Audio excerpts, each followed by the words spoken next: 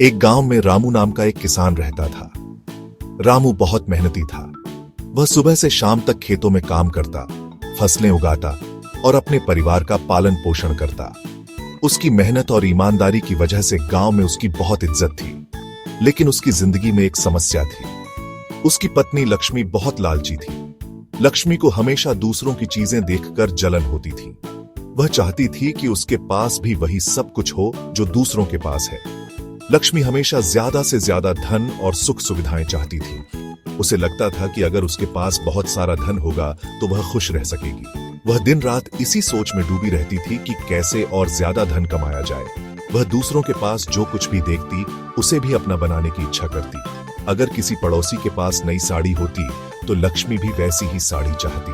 अगर किसी के पास सोने के गहने होते तो लक्ष्मी के मन में भी वही गहने पाने की लालसा जाग उठती। रामू अपनी पत्नी की इस आदत से बहुत दुखी था।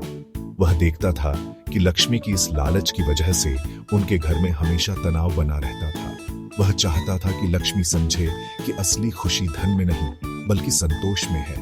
वह उसे समझाता कि सुख शांति धन में नहीं संतोष में है।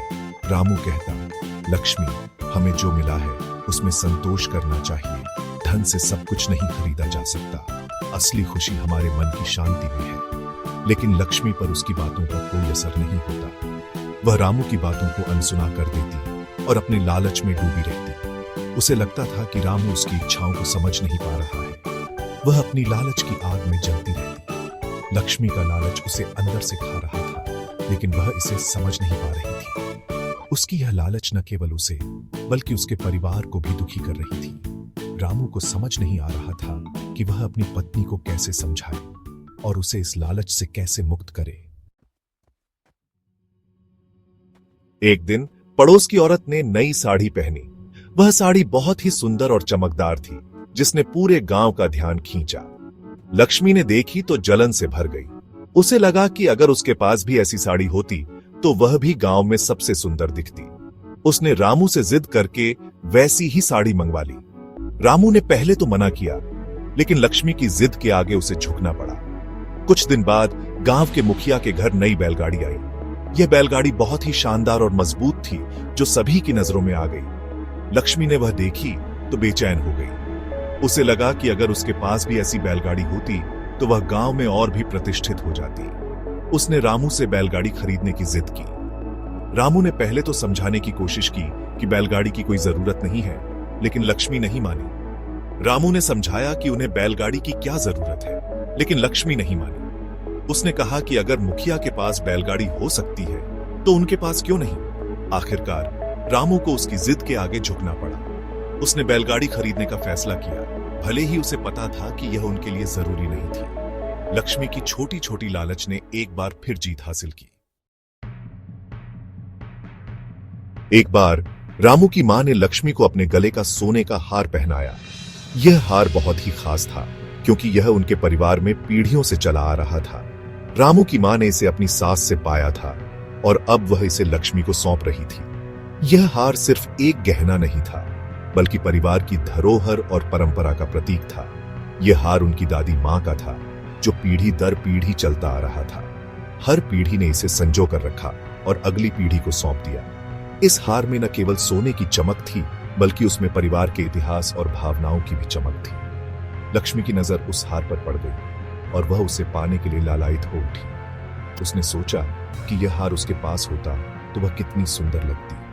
उसकी आंखों में उस हार को पाने की चाहत साफ झलक रही थी। उसने सोचा कि अगर यह हार उसके पास होता तो वह कितनी सुंदर लगती। उसने खुद को उस हार के साथ आईने में देखा और उसकी कल्पना में वह और भी सुंदर लग रही थी। उसकी मुस्कान और भी चौड़ी हो गई जब उसने सोचा कि लोग उसे इस हार के साथ कितना सराहेंगे। वह हार पाने के लिए तरह तरह के हथकंडे अपनाने लगी। उसने सोचा कि कैसे वह इस हार को अपने पास रख सकती है। उसकी चालाकी और योजनाएं उसे इस हार को पाने के लिए प्रेरित कर रही थीं। वह हर संभव तरीका सोचने लगी जिससे वह इस अनमोल धरोहर को अपना बना सके। एक दिन लक्ष्मी ने सोचा कि क्यों न सास के सोते समय हार चुरा लिया जाए। रात को जब सब सो गए तो लक्ष्मी चुपके से उठी और अपनी सास के कमरे में घुस गई। उसने सास के गले से हार निकाल लिया और उसे अपनी साड़ी में छिपा लिया। सुबह हुई तो सास को हार न दिखाई देने पर हंगामा मच गया। सब जगह हार की तलाश की गई, लेकिन वह कहीं नहीं मिला। लक्ष्मी ने भी सबके साथ मिलकर हार ढूंढने का नाटक किया। जब काफी देर तक हार नहीं मिला तो रामू ने पुलिस को खबर कर दी। पुलिस ने घर की तलाशी ली तो लक्ष्मी की साड़ी में छिपा हुआ हार बरामद हो गया। यह देखकर सबके होश उड़ गए। किसी को उम्मीद नहीं थी कि लक्ष्मी इतना नीच काम करेगी। रामू तो मानो पत्थर का बन गया। पुलिस लक्ष्मी को गिरफ्तार करके ले गई। लक्ष्मी को अपने किए पर बहुत पछतावा हुआ, लेकिन अब बहुत देर हो चुकी थी। लालच ने उसे जेल की सलाखों के पीछे पहुंचा दिया था। यह कहानी हमें सिखाती है कि लालच एक बुरी बला है। लालच इंसान को अंधा बना देती है। वह सही गलत का फर्क भूल जाता है और गलत रास्ते पर चल पड़ता है। जीवन में सुख, शांति और सम्मान कमाने के लिए मेहनत और ईमानदारी का रास्ता अपनाना चाहिए। लालच का रास्ता अंत में पछतावे और बर्बादी की ओर ही ले जाता है।